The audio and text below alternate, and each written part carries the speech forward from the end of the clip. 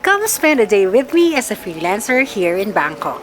So for today, samahan niyo muna ako mag-work while staying dito sa bagong hostel na tinutuluyan ko dito sa Pratunam area sa Bangkok. And as I prepare for today's ganap, let's talk about client red flags na dapat aware ang mga tulad kong freelancers, lalo na ang mga newbie sa freelancing.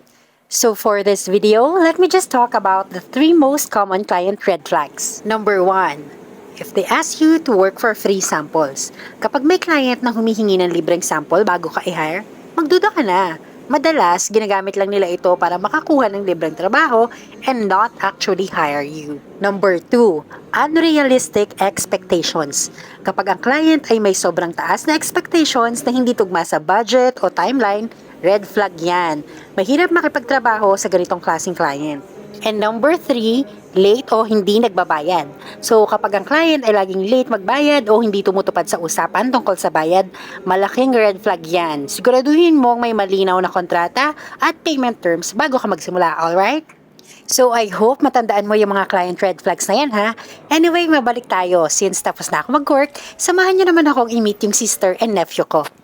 Yan, kagagaling ko lang sa 7-Eleven, bumili ako ng aking favorite drink, and katatapos ko lang mag-work.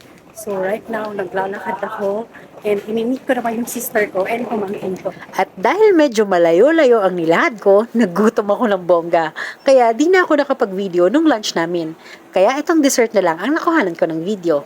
Sa Decembers ko nga pala sila minit. Then, sa Central World Mall naman kami nag-lunch. Then, we decided to go to MBK kasi andun yung booth ng Beverly Hills today.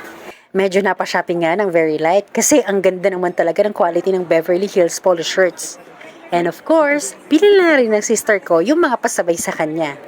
After that, we decided to go back to the hotel muna kasi madami na rin kaming bitbit and masasakit na din yung mga paan namin kakalakad. And after makapahinga ng konti, since medyo may araw pa naman, me and my nephew went out to have coffee.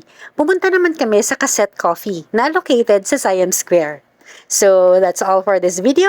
Yun na yun.